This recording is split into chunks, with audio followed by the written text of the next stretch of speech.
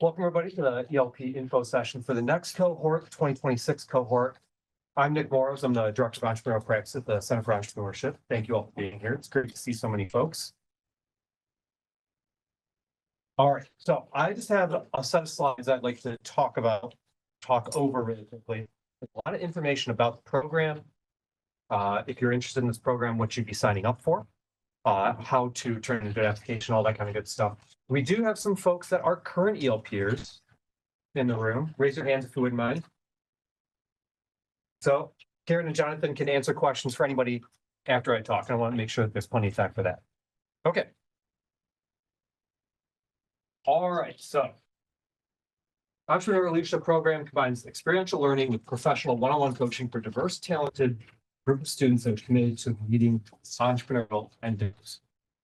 We're going to go into the whole mission statement of it. Talk a little bit about the program's background and history. So this program started in 2016. It's been happening for quite some time now. This will be the 9th cohort of ELP. This is all about community partnerships and collaboration. We've had over 234 students participate in the program, which we're quite proud of. And they've accomplished some really incredible things. Who is this program for? If you're pursuing an idea, where might you go from here? This program can help you with that. If you are committed to an entrepreneurial career, or if you want to join a startup team, or if you have a particular impact that you want to have over your career, how can you maximize your impact? If you are seeking answers to any of these questions, this could be a program that has a lot of resources for you to provide you some answers. The purpose of ELP. What is the purpose of the Entrepreneurial Leadership Program? It's to develop a community of committed entrepreneurs, that dedicate their efforts to maximum positive impact by leveraging technological advancements. Okay, so some key things in here. Students that sign up for this program are committed to an entrepreneurial pathway. They don't need to be founders, they don't need to be investors, but they need to be committed to taking new products and services into the market. Those products and services need to be associated with technological advancements. Most importantly, their efforts need to be targeting maximum positive impact. And all the skills, lessons, and coaching and training in this program and the connections that you would make are going to help you get there. What are we as a staff, as a CFE, as a community of ELPers seeking? Students that are targeting positive impact through entrepreneurship, their career. There's some subjectivity with that, but I'm going to give you some examples. Demonstrate an interest or ability in leadership. Everything that goes along with that, taking initiative, wanting to be resourceful, wanting to be a solid teammate, are very committed to this pathway. So it's not, I'm curious about this. It's beyond that. And can clearly identify and tell us how ELP, this program, will help them achieve their goals. In other words, these are the key things that we are looking for in any application from any student. Another way of thinking about this is we have a series of curriculum, experiences, training, connections, and resources we provide students in ELP. We want to select students from the program that we know those resources are best suited for, and that those students will make the best use of those resources in an effort to further this mission. So what does that look like so far? Pedro Shmali and Div Sharma were part of ELP back in 2017. That's where they met. They actually met on one of the treks. Div actually kind of joined ELP a little bit later because he was part of the PJTL program, Project Tech Lab program. They founded CoverTree, which is revolutionizing the manufactured home insurance market. Before they started this company, there were only 2 insurance companies that did anything for manufactured homes. That could be anything from your like double-wide trailers all the way up to a manufactured home that comes and is assembled kind of like this. So if you were in, say, a mobile home park, you only had an option of getting one type of insurance. That was it. There was no options on it. They have leveraged computer vision through Google Maps and a variety of other sources to actually identify what the assets are for a particular owner of a manufactured home. And these homes can move around, which can be tricky for insurance companies. And so using computer vision, they're able to actually now provide individual owners of these homes insurance opportunities. Maybe they have a shed, maybe they have a deck, maybe they have a larger home or something like that. rather than, well, everybody in the mobile home gets the same insurance policy, they can actually customize it for what people need. That's good positive impact. David Kabrowski was part of ELP 2018, founded a company called Intros.ai, which was recently acquired just this past year, now part of Bevy. His whole concept was, how can you leverage AI to make connections based on the way people want to make connections? Very purposeful. I'm sure that none of you remember when Facebook was founded, but this was the purpose of Facebook, and now it's turned into what? Like, look at my cat AI image and complain about politics. This is much more purposeful connection. And David founded this when he was in ELP. He actually left ELP to start this company, and recently it was acquired. Big success. As I mentioned, you don't need to be a founder to be part of the ELP community. Mira Kaufman, she was part of ELP 2019. Not a founder, but she is one of the associates for Ingeborg Venture Capital partners. They are investing in women-based technologies. So she's bringing things to the market. She's helping build companies. She's actually deployed over $100 million now, which is pretty impressive. Companies like this, Summer Health, which is actually anywhere in the United States, you can get pediatric care on your phone in 15 minutes or less, which is pretty impressive. I don't know if any of you have kids, but boy, I got a 6-year-old and a 3-year-old, and this is something that's very welcome. Vicki Powell, who is in ELP 2017, the first full group of ELPers, she has recently founded a company called Loom Health, which is, she took a lot of the experience after she graduated from University of Michigan. She worked at Apple launching the Apple Watch. And now she's launching a new product that is basically taking it's some hormonal proteins from touch, and actually able to map that to your circadian rhythm and giving you some health outcomes from that. And so she's now been raising money. She just did a partnership with Equinox, the gym membership company, and is sort of off to the races starting this company. And everybody's very excited about this. Another one, Jonah Ehrlich, back in ELP 2017. He's a co-founder of this company called Den, which is basically a very secure way of swapping both fiat and cryptocurrencies. He's had more than $5 billion swapped across his networks now produced. He's one of the pioneers of DAO, if anybody is kind of familiar with that technology. Hi, Dunn, part of ELP 2016, the very first cohort, founded a company called Continue AI, which is actually helping vibe coders turn their code into actual code. And lots of different industries are using this now. He went through Y Combinator, has raised millions of dollars. All of those ELP alumni, I was talking to one of my colleagues upstairs. We think they've raised about $50 million in total, plus those examples. But what's very important is that you can see for each of those examples, they are taking a solid business idea, a technological advancement, and they're not focused on simply wealth creation. They are focused on some sort of positive impact. And how can that be the principal driving force for why they should scale what they are doing? So what do we provide students in this program to actually achieve or target those types of outcomes that we're very proud of? It's 3 main things. Teaching in the classroom, curriculum. You get 3 credit hours of course in the winter semester and 3 credit hours of course in the fall semester. Coaching. Every ELP student has a one-to-one coach as a professional entrepreneur, investor, someone who is spending their time to help the students achieve their entrepreneurial career goals in a very customized setting. And training for experiences. We take students in these programs on treks. We bring in lots of guest speakers. ELP students often get the opportunity to meet with interesting alumni or people that come to campus to talk and have deep conversations about, student, where are you headed? How can I help you? This was my career. Maybe this can be of some use to you.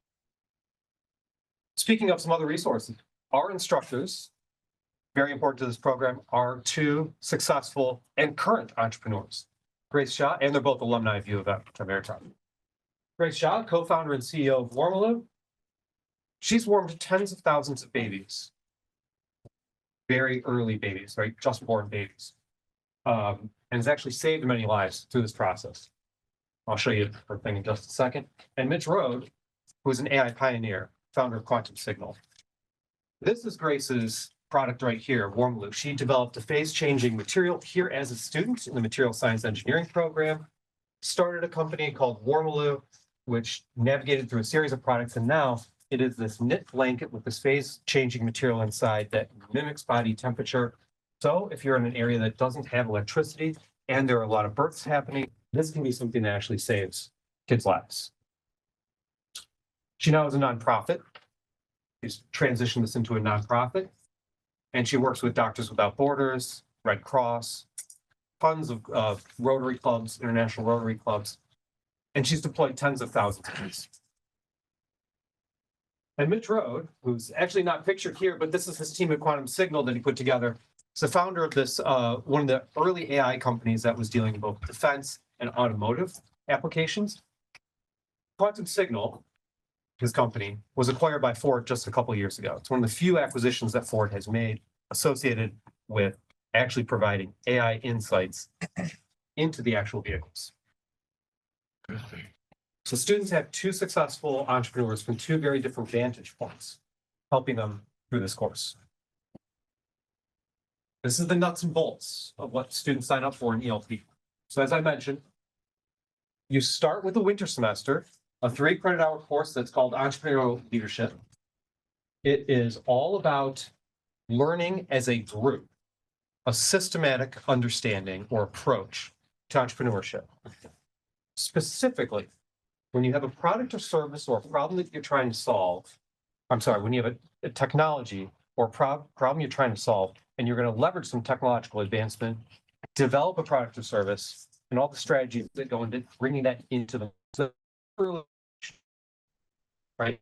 This is zero to in terms of entrepreneurship startups. You're not going to get as much of, well, I've got a $10 revenue company. How do I get it to 100 million? This is more about those leaders at their early stage.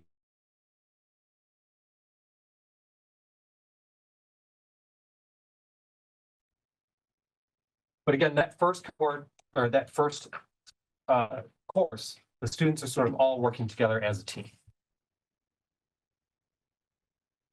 Over the summer, we're not requiring anything structurally of students. You don't need to necessarily do an internship with a startup, but we do provide a bunch of opportunities for students. So first, we do provide a lot of access, sort of unparalleled access, to both internships at startups. Many of them that are actually connected with the CFE that are sometimes from ELP alumni, some that I just mentioned earlier, but also resources to help students actually access those internships, such as travel costs, different things like that. We have monthly summer community meetings. That's part of the grade in the fall semester, in fact, but those are typically only about an hour, maybe once or twice a month, so relatively low lift there. And we do have 4 treks that are going to take place over the summer, likely in May or August. And I'll detail some of those in a little bit. There's no class time. There's no other requirement over the summer. So the expectation, if you apply to this program, is that you're signing up for these 3 things. You are going to do the first semester, 3 credit hours. You are going to participate in the monthly community meetings. It is our hope that you are interested in joining one of the treks, but it's not a requirement. It's an opportunity. And lastly, students return in the fall semester and take another 3 credit hour course that is all associated with entrepreneurial action and vision. In other words, a capstone project focus. So everybody pitches a capstone project to the class. Now, not all 24 or 25 students have their capstone projects accepted as like, this is what we're going to continue to work on. Students in the program are going to have their say or vote in some manner, say which 5 or 6 projects should the class focus on. And then throughout the semester, Mitch and Grace are also going to say, okay, these projects need to continue. These projects have not necessarily reached the milestones that we need to get them to. So we're going to slow these down. We're going to have everybody start working on these projects. Now, the reason we do that is because we are trying to ensure that students experience entrepreneurship. Many students come into this program with an idea or with a venture they've already started. Some even are making money off of their ventures. They have teams, they have incorporated, they have enterprises. This is a great program to support those efforts, but it is not required that you come in with an idea. It's not required that you have a startup or startup experience to be part of this program. And don't expect this program to be something where you're going to be working specifically on your project or your company, let's say, your venture, in the actual course. This course is about providing students the tools and the experiences to take whatever they're doing and take it to the next level. Be good entrepreneurial leaders. So you might have a project that is going to be the focus of the capstone for the fall semester, but even if you don't, it's a wonderful opportunity for you to sort of lend yourself to a team, try as hard as you can, experience things like sales, like pitching, like actually talking to investors, experience what it's actually like to try to get to the next milestone. One last thing before I go further. The class for both the winter semester and the fall semester at the same time. Tuesdays and Thursdays, 1:30 to 3 o'clock p.m. And that's going to be on North Campus. Okay. I mentioned a little bit about what first semester is. This is essentially a bare bones curriculum or syllabus here. So we focus a lot on the lean startup methodology, which was made famous by Steve Blank in the late 90s, associated with Silicon Valley sort of rise of software and such. A systematic approach to tech-driven entrepreneurship. That tech-driven, what I'm talking about there is the products and services that we're going to be focusing on, the case studies, the stories, they're going to be driven not by necessarily business innovation. It's not Warby Parker. We just found a different way to make, a supply chain work over here because we've got some relationships. This is about how do you develop something new, or how do you take something that is new into the actual market. There's a lot of founders' perspective associated with this. So there's a lot of, at the very early stages, the team that's actually bringing this to the market the very first time is coming up with the idea. But again, this is not a course or program that requires you to be a founder or even want to be a founder in your career. In fact, there's many people that are guest speakers or examples, coaches that we provide students that are not founders. And there's a lot of case studies in this first semester as well. Summer experience, you must enroll in the second semester before you go on a trek. There's internship, study abroad, other ventures, all of that's fine. Continue meeting with your coach in May. That's probably when we're going to start connecting students with coaches, and then meeting with the CFE staff and ELP cohort in June and August. There's report outs, and then work toward your pitch, essentially your capstone project pitch for that fall semester. So when students come back in that fall semester, well, I'll go over that in a second. When students come back in that fall semester, like the very first thing you're going to do is pitch your capstone project class. Okay. Let me talk about the entrepreneurial treks really quickly. These are typically 3 nights. We're going to visit at least 6 startups on these treks. They're very intense. There's innovation challenges, things to do to impress the companies, to work with the companies. There's pitching, there's networking, tremendous amounts of networking. Most people probably expand their Rolodex. Do you guys know what a Rolodex is? Okay. Expand their LinkedIn contacts by hundreds on these trips. They're very intense. They're very professional. You get in typically on an evening, you have a dinner, there might be alumni there. The next day, you're going to visit 3 companies and have a dinner with alumni, and the day after that, and then the next day, take off, essentially. But they're wonderful experiences in which students meet people that have maybe will become a coach of theirs, that maybe somebody that actually helps them raise money, or that may be an investor themselves in their actual company at some point. We've seen students get internships out of this. We've even had students have offers for their companies during these treks. And that would be in the fall, right? These are going to be during the summer. During the summer. Either in May or in August. Okay. All right, so there's 4 treks.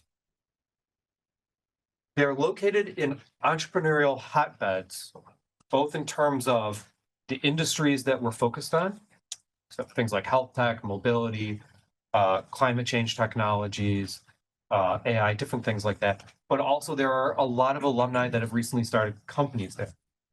Boston. Washington, DC, call it the next track, the Northeastern Entrepreneurship track. Woost, the Weather Underground Startup track, which is the San Francisco.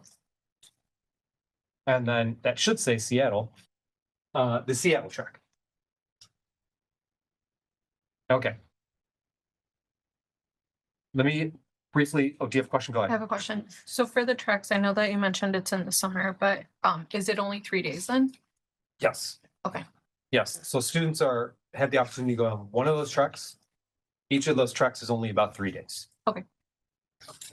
And we pay for the student's entire experience. So flight, stay, food during the whole thing. You just have to get yourself to the airport. Mhm. Back in. Okay. Let me share a little bit about some capstone projects. These are 2 capstone projects from fall 2024. Just to give you an example of sort of what students have worked on and sort of how far they've gotten with these capstone projects and some of the expectations. This is a Levo help. Hank Greaves was the original student who came up with this. He came into ELP knowing that he wanted to start something, but he didn't have something yet. It's part of a series of different programs like MHeal, which some of you might be part of or have heard of. He was also very inspired by Grace's pathway, and she was a big help to him, also as coaches. And the other students that were on that team too are still working on this project. But essentially, it was a very low cost, inflatable and sort of movable or motorized bed to help prevent bed sores. So if anybody has heard of anybody having bed sore issues, if you're in bed for a long time in a hospital situation, let's say, the nurses or the healthcare workers need to move people because otherwise they'll get bed sores. And those can be really tremendously tragic. You can get infections and so on and so forth. It's hard to move people though. And finding enough healthcare staff to deal with this can be a real challenge. So this is it's motorized in that it actually creates different pressures. It inflates. It's a smart system, so it's got some AI built into it. They actually developed a prototype and started working with a hospital in ELP to actually test this, do some customer discovery. Another example, ImaHealth, Herb Patel, and I'm trying to remember who the other students were on that. Maybe Sai was on that. Sai was on this, yeah, a few other students. So Turf had a project coming into ELP, and it was an AI system to help with translation, like verbal translation in a hospital setting. He did not find traction with that at all. But with the capstone project, he and his teammates pivoted this to actually being for hospital wayfinding. So what they started doing was actually taking 3D scans of U of M Hospital, Michigan Medicine, and then actually starting to develop some like verbal commands and stuff so that people that couldn't read, like kids, for example, could actually start navigating intricate hospital ways. They did get a letter of intent from the hospital, and they've now started to actually work on this with Michigan Medicine. And they got a grant from Fuel in the process to do that, which is another program at the CFP. What I want to point out is that these capstone projects are things in which they've actually touched the market. Right? Students are experiencing development, they're experiencing customer discovery, meeting with customers, they're experiencing actually meeting with users, they're experiencing actually trying to talk to investors and get this into the market, get this to the next stage.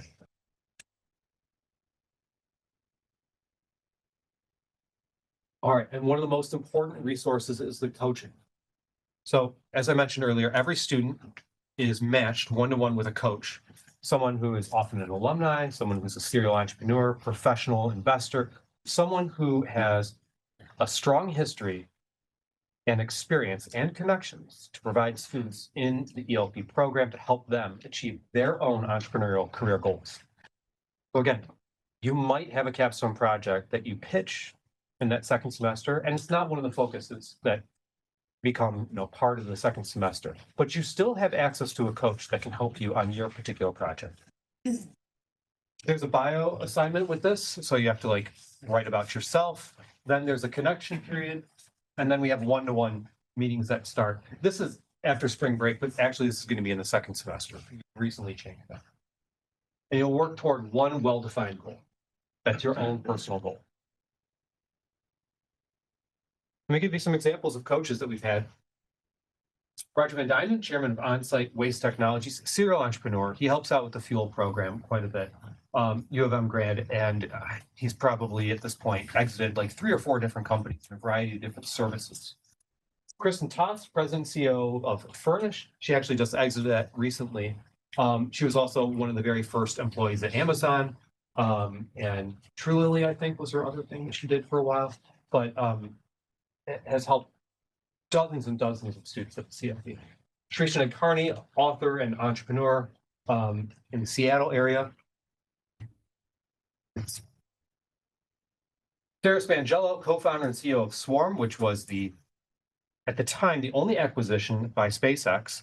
The whole reason that we have Starlink is because of the satellites that she put up in orbit. Pete Giordano, Global Director of Product Go-to-Market Lifecycle for Google Workspace. He was also one of the early pioneers of DoubleClick and a whole bunch of online advertising. Kate Monty, the COO of Work at Health. She's actually started a new company. Is anybody familiar with Work at Health? Raised hundreds of millions of dollars. Ann Arbor startup that has developed like addiction clinics, but you can do them remotely. And this was actually started before the pandemic, and you can only imagine how important it was during the pandemic when meeting people in person was really challenging. But she's actually started a new company that's also in the healthcare space in Ann Arbor. But that's just to give you a sense of the types of coaches that we have that we provide students access to. They're going to help them on their personal journeys. A couple other things that we do provide. We help students go after opportunities like the Harry Benford Entrepreneurship Scholarship Award at the COE and the Fidel Scholarship, which is $7,500 per semester if you're awarded this. So if you get this as a first-year student, this is quite a lot of money. This is only available to undergraduate students at ELP. Typically, there are, I don't know, 12, 13, 14 undergraduate students. And this gets awarded between 2 and 4 students every year. So, anybody know who Tony Fidel is? Who's Tony Fidel? Didn't he like help create the iPod? He did create the iPod. He created Nest, created the iPad. Basically, Steve Jobs was like, I think this. And Tony was like, I will make this for you. He's one of our favorite alum, and ELP is his favorite program at the University of Michigan. All right, let me transition to what makes for a great application, because I'm sure you're very interested to know at this point. There's going to be 3 parts. You do need to complete 3 parts. You do need to have a cover letter. You do need to turn in your resume, and there's going to be a couple essays. If you don't fill out any of these, you'll be lucky if we ask you to fill them out after you've turned it in. This is how we recommend you structure these. For the cover letter, how do you want to leverage ELP in your career? Remember back to that initial statement I had about we want to know how you want to leverage ELP toward an entrepreneurial career goal. What do you want to get out of your one-to-one coaching? And what impact do you want to have in your career? Now, it's important to note, again, you do not need to know necessarily, I'm going to start this company and we're going to do this. As long as you have some ability to communicate with us that you want to have a certain impact in your career, and it's in alignment with sort of those values that I mentioned at the beginning, reverse engineer from there how ELP is going to help you get there. I like to think of the resume as providing specific credibility to your cover letter. So in the cover letter, you might say, I'm really, really, really committed to leveraging an entrepreneurial career to battling climate change. This is really important because I had these experiences that are related to that, and I want to do something about it. In the resume, have those experiences that you mentioned detailed. And then lastly, the project essays. What are you passionate about? How do you learn? And how do you work in teams? I think those are pretty obvious, but I do recommend this being an overview of you and your motivation for the course, the resume being something that's going to lend specific credibility to your cover letter, and then lastly, your project essays being very, very, very detailed about how you work, how you like to work. The application is open until October 26th. I'm going to send these slides. We're going to send these slides to everybody. So you can click here, you can go to the cfe.umich.edu website and find it. Shortly after, we'll have interviews starting, and then we'll have, and sometime in November before Thanksgiving, we'll have the cohort announced. Typically, the cohort is between 20 and 25 students. Any student can apply to this program. If you're a first-year student, or if you're a PhD student, you can apply to this program. Any academic program, you can participate in this program. The one thing that you need to do, though, is ensure that you can enroll in both the winter semester, 3 credit hours, and the fall semester, 3 credit hours. If, for example, you're going to take study abroad next fall semester, this is not going to be the right fit right now. However, if you are doing something like a SUGS program, or you're going to do an undergraduate, and you're going to graduate this coming May, but you're going to continue with grad studies here, and in your grad studies, you can fit in the second semester of ELP, you should apply. That fits. One other thing. 10,000 pitches, although it's not a competition any longer, we still hope that you put a bit of a pitch up there about yourself. It can be about ELP, it can be about an idea or something. We are going to look through the 10,000 pitches to see, did you as a student turn in a pitch?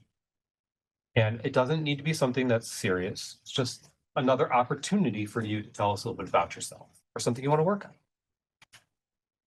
All right. Question. Thank you. 10,000 pitches, that deadline passed 2 weeks ago, Yes, so we are not, it's no longer a competition. what about the Michigan business competition? What if we submit there instead? Because that's due October 26th. Yes, you can submit to that. That's good. Okay, We communicate a lot with the ZLI. but it would folks. still be like equal consideration. Yes, If you still miss the it tip. would be equal consideration, but I'll put it this way. The more opportunities you have to impress us, the better. Or the more opportunities you have, rather, I would say, to impress upon us how you would leverage ELP to do something, a positive impact in your career. That would be the best. Duly noted.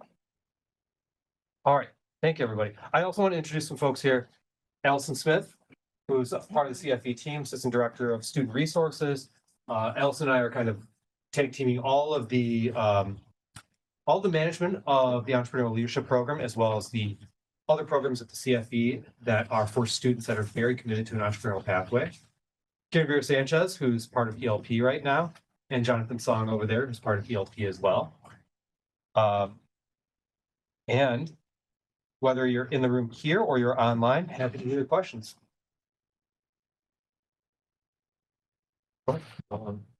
Just to get a gauge of like how competitive applying would be, what or how big is like the applicant pool?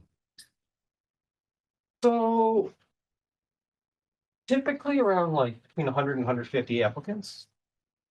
I think that it's hard to say like how competitive based on the number of applicants, because not every application is going to be complete or even, following these types of instructions and such. So the fact that you're here, the fact that you're paying attention to this, that makes you competitive. Now, if you follow along to sort of like this structure here, it makes you quite competitive.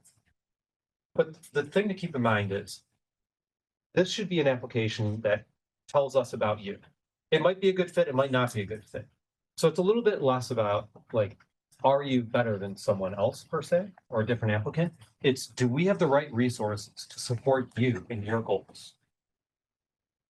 And honestly, if it's not ELP, we're probably going to reach out and say, you should do this program, or you should do this. Okay. Go ahead.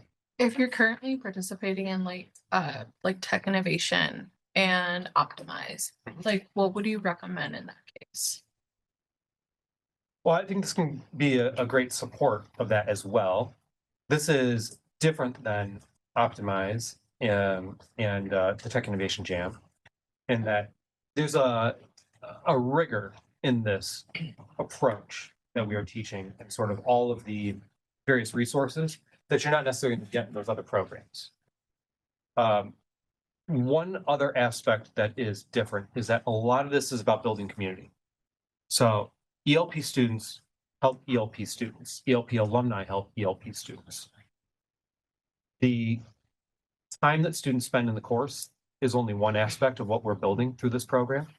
We're trying to build a community of people that are leveraging entrepreneurship to have tremendous positive impact in the world. That's a little bit beyond what those other programs, I think, are the scope is. So then in terms of the way that the class is structured for the winter and the fall, like, would we, I know it's a 3 credit course, but is there a grade associated to it? Yes. And yes. if that's so, like, how is, like, what do those assignments look like? Or like, how would you be graded? Mhm.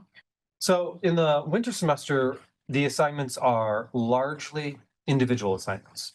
And they're associated with sort of each of the skill sets or frameworks that are introduced in the program. A lot of that follows the lean business model that Steve Blank made famous. So some of the aspects of Michigan Business Challenge, Optimize, Tech Innovation Jam, like produce a business model canvas, for example, that is an ELP. However, the rigor involved in it is different. So how do you use the business model canvas to be a communication device? How do you use it to display or to analyze unit economics compared to the lifespan of a business? Example. So then for the treks, I know that there's multiple different cities that were mentioned. Is there a maximum or a minimum of like how many students could go to each trek? We do try to keep it at roughly 25 to 30 students per trek. Okay. Now, they're all outstanding experiences. I mean, we've been on all the treks at this point, I think. And well, Karen, Jonathan, what were your experiences like? Oh, well, I went to the Boston one and it was amazing. Like it was my first time in Boston. And I'm also in Empowered, like an entrepreneurship organization. And in one of the alumni dinners, I met one of the original co-founders of Empowered. Like it's awesome just to a lot of networking and explore the startup environment. So it was great. I also went to one of the treks. I went to the Oh, yeah. BC, and it was really cool because not only did we get a chance to check out the Capitol building and everything like that, there were a lot of startups there too. One of them was Throne. Have you seen like those like bathroom like boxes that have sort of been around campus? We went and visited them, and they showed us like how everything works, and it was really cool. Other questions? Yeah, go ahead. Yeah, I have a question about the one-to-one coaching sessions. Could you give an idea on what those look like and how can we maximize the effectiveness of those?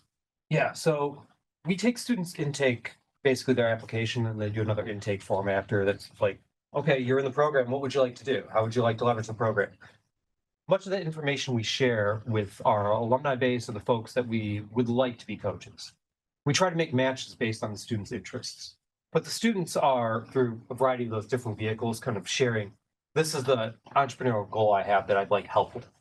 So in an ideal situation, the coach is coming in, the student is coming in with the understanding that there is a specific goal that the student has that this coach is going to help them with. It is the student's initiative or responsibility to take initiative to say, okay, this is how I plan to approach this. So coach, help me with this. Coach might say, do something completely different. Take a different approach to that. Or, okay, this is great. I'm going to connect you with this person. Or let me help you. Let me work with you on this. But those individual sessions are largely going to be up to the student taking the initiative to say, okay, this is what I need. This is how I'd like to work with you. The coach being a resource in a sense. Now, what I think we found over time is that when it works well, the students take that initiative and they start to form a relationship where it happens more often than simply once a month. They're starting to check in with each other. The student is sort of saying like, okay, this is what I'm planning to do. Okay, this is what I've done. And the coach says, that's great. Like do a little bit more of this, do a little bit more of this. It's a true coaching rather than an actual like mentorship relationship. The reason we are using coaching instead of mentorship is the specificity of that entrepreneurial career goal the student has rather than like mentor you on your entire being, your whole life in a sense. So there's a lot of purpose to it. Does that help? Yeah, thank you. Yeah, go ahead. If I'm taking or like planning on taking 17 or 18 credits next semester, am I able to get an exemption to fit in these extra 3? It's a good question. You should talk to your academic advisor because as a center, we don't manage your credits. You students manage those with the academic advisors of your academic program. You should talk to them. Say, okay, not only is it something that you could get an exception for, is it wise to do? So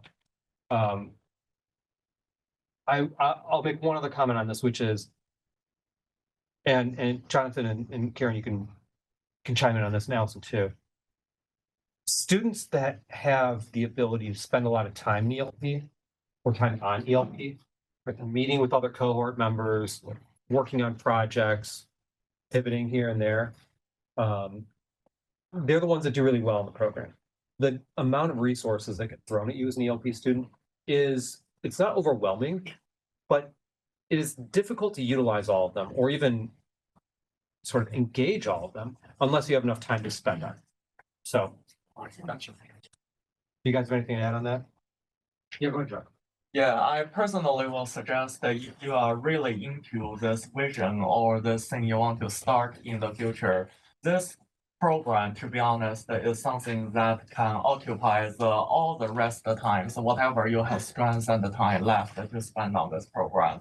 And keep in mind that this program officially only lasts 1 whole year, but during this period, I personally feel like they helped us a lot, and we have a lot of like passionate people to coach us, to help us develop our things. So it's like, it's basically the more time you're willing to put into this, the more holistic considerations you made about how you're going to spend your time in this program, the better and the more things you're going to get out of this. Because for instance, it's like you don't have enough time to plan your progress between the first and second coaching meeting. The second time you meet your coach, you're going to like, I don't know what we are going to talk about. And your coach is going to like, I don't know what we are going to talk about either. Whereas someone you really know what they are doing, you can report your progress and continue to get feedbacks and what to do next, those sort of things. Thank you. All right, Kelvin, you've got a question. Go ahead. Yeah, thanks for the info session, Nick. One question I had was about, I might have missed this, but about the actual kind of interview process. Curious what that looks like, timeline, expectation, things like that. I put in an application, I think, last month, so just curious what that timeline looks like. Yeah, good question. So we have spent a lot of time developing the assessment process, you could say, because again, our goals are, how do we connect the right resources to the right students? Or not the right resources to the right students, but how can we figure out what students would do best with our resources in a way? The interview itself is typically only about 25 minutes. It's informal. We're not going to provide you a set of technical challenges or anything like that. It's largely to get to know you a little bit more beyond your application. What are your motivations? What would you like to tell us? What would you like to emphasize? If you were connected with a coach, what would you like to work on? Often it's myself or Allison and then some ELP students that are in that interview. Could be some coaches too. And we do like to see if there is a connection in the interview process between potential coach and potential student in the program. That can be strong. Other than that, we do a bunch of blind reviews. So we remove all of the personal identifying information and then from applications and then send them out for very brief reviews. And typically every student's application is viewed by between like 3 and 8 people. So we get a lot of feedback on that too. And much of the process is how can we engage the potential coaches and see if there's a connection here. The student says, I'm really dedicated to figuring out how to get autonomous vehicles to be something that is going to be helping people with mobility issues or whatever in this particular setting. And then if there's somebody who's a coach, a potential coach that's actually working on that and say, oh my gosh, I really want to meet this student. Okay, we take note of that. So again, that's why the competition question is a little bit difficult to answer. It's more of, is there a strong connection here? The best that you can do as an applicant is tell us with as much specificity as possible what you'd like to accomplish and how you'd like ELP to help you get there. And again, I just want to emphasize this. You don't need to be a technical person. You don't need to be a business person. You do not need to be a founder. You do not need to be an inventor. You just need to be somebody that wants to be a leader and use an entrepreneurial advantage in a sense or approach. Okay, go ahead. Just kind of a little two-part question. First, I'm curious, is this is this 3 credit class, does that go towards the entrepreneurship minor? And then also, you mentioned that a lot of the assignments would be individual for the first semester. I'm curious how the team formation works. Is that later on normally, or is that like adjacent to it? So every semester is a little bit different. The first semester is individual assignments. The second semester is more team-based assignments. Students generally form their own teams in that second semester. Now, regarding the minor is undergoing a shift in curriculum right now. So take my answer with a grain of salt, and yes, this is going to account for the minor. What I can tell you is that both semesters have always counted for the minor. So I expect that to be the same in the future. It might be the case that you have to petition for that, but it is my interest and the CFE's interest to make sure that this counts for the minor. So Thank you. go ahead. If I wanted to do both PJTL and ELP, which ones do students typically do first? Oh, students have done, there's probably been like 7 students that have done both.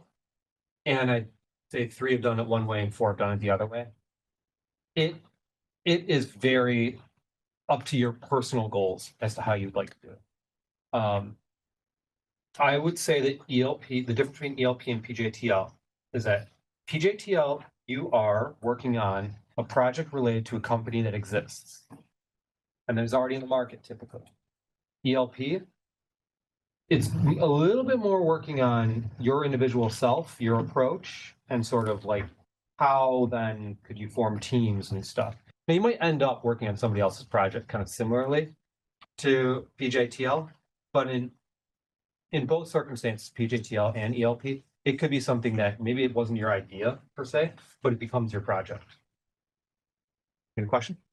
Yeah, I guess to make, because I'm just thinking about like planning and schedule planning. Mhm. In order for this to be like successful, like 2 semesters and just like, is there specific days that you should probably accommodate to make sure to block off time? Because it's gonna be beneficial to be able to meet with like, I don't know, people coming in, Oh, doing talks or anything like that. so the class is Tuesdays, Thursdays, 1:30 to 3. Mhm. Generally speaking, the office hours are either before class or after class with the instructors, although they're happy to kind of meet you wherever. Mhm. The one day that I would consider providing some additional flexibility as an ELP student would be Friday. Yeah, right. So often we bring in guest speakers between Thursday and Friday. Many times the ER speakers, are you guys familiar with Entrepreneurship Hour? ENTR 407, it's a great class. You should all sign up. It's a single credit on Fridays, 11:30 to 12:30. And it's pass fail. It's great. But you get to meet some fantastic speakers that are, coaches and different things like that. You get the broad view of people's story in Entrepreneurship Hour. ELP students get a little different access. And by a little, I mean actually a lot different access to these kind of folks. If you go on a trek, then you get tremendous access to these folks. So Friday would be the one. And then for everyone that does ELP, are they automatically able to go on a trek, or is it only some people? They're automatically able to go on a trek. Okay. Are the treks like different areas of focus for cities?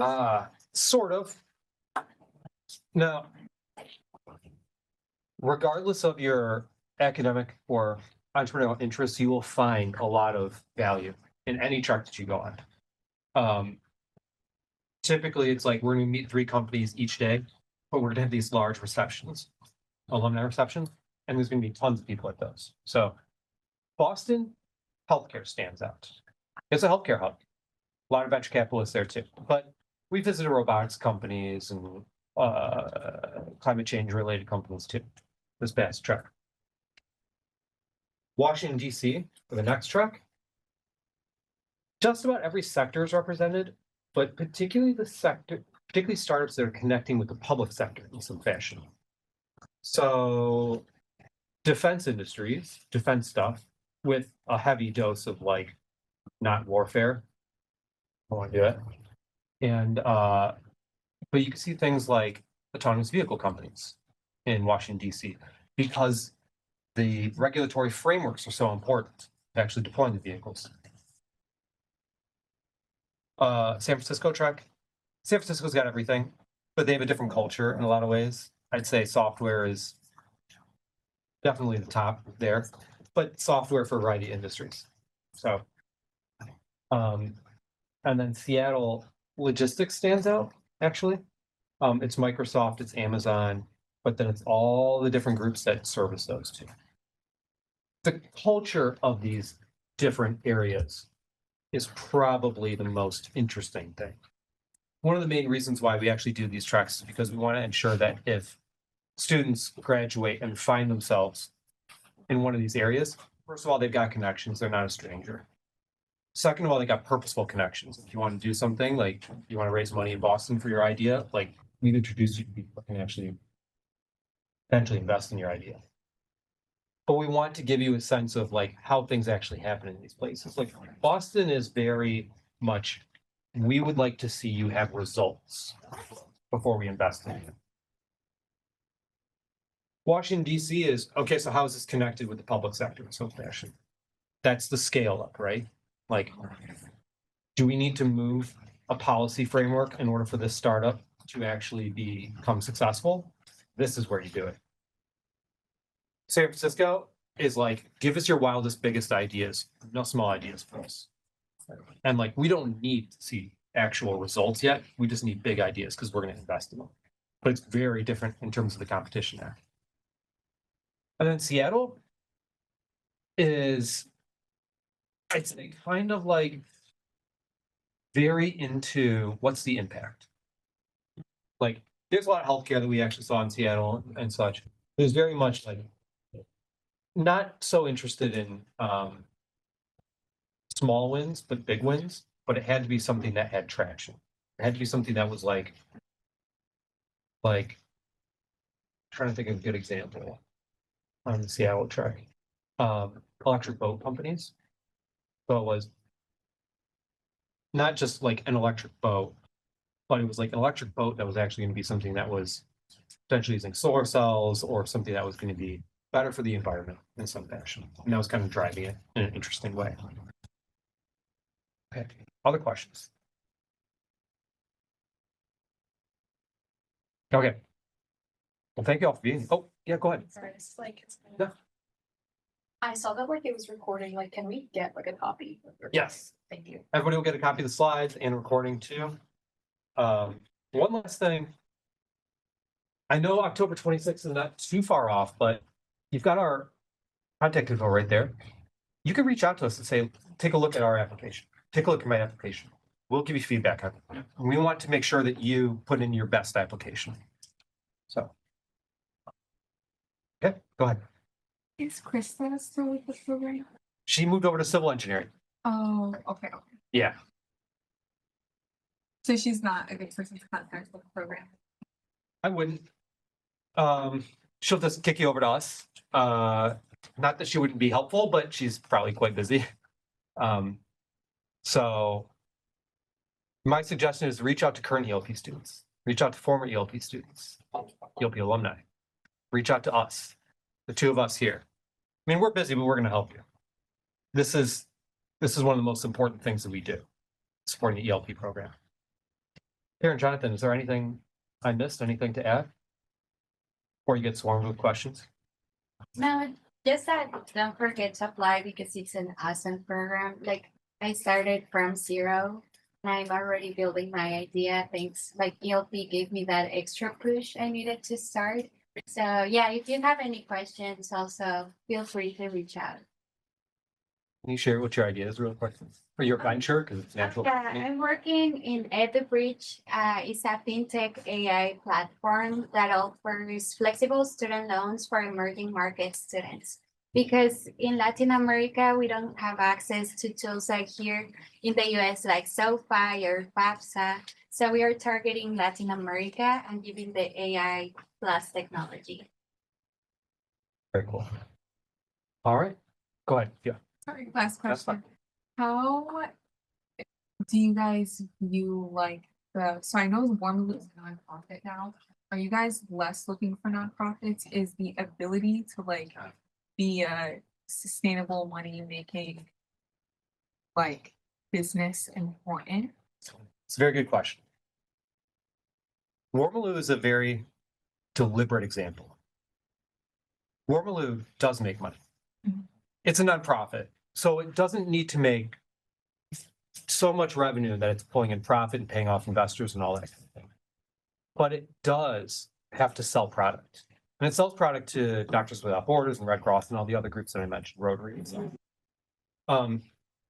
The business model itself, though, doesn't lend itself well to being a for-profit business. It's something that Grace went through in terms of she had about 8 years that it was a for-profit business kind of struggling along. Finally, she turned it into a nonprofit. And that route has been very successful to her. Now, the reason it's been successful is that it didn't leverage profit to scale. Now that it's a nonprofit, it's got access to different grants and other things.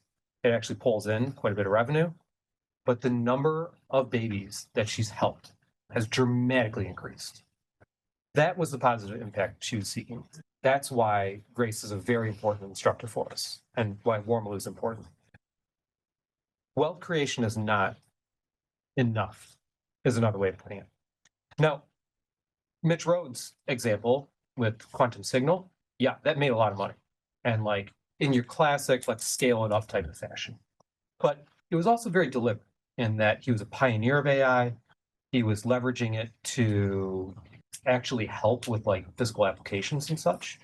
And so in many ways, it's another example where it's not about wealth creation per se, but it was about all the different advantages of leveraging AI that he could lend to the automotive industry, defense industry, so on and so forth. So nonprofits are fine. They're totally welcome in this. I think an important thing though is that if you're a nonprofit, you still need to there still needs to be some sale. There still needs to be some revenue. If a student was to propose an idea that was, well, we're just going to reach out to the Bill and Melinda Gates Foundation and like get $10 million. And, that's it. That's not enough. Or I would say that's not enough and that the student should consider what more beyond that. So nonprofits totally welcome. We're very proud that Grace is leading a very big nonprofit that we're very proud of. So yeah, that's good. Other questions? Does that help everybody? Cool. Well, thank you all. If there's more food, feel free to take it. And please don't be a stranger. Thank you.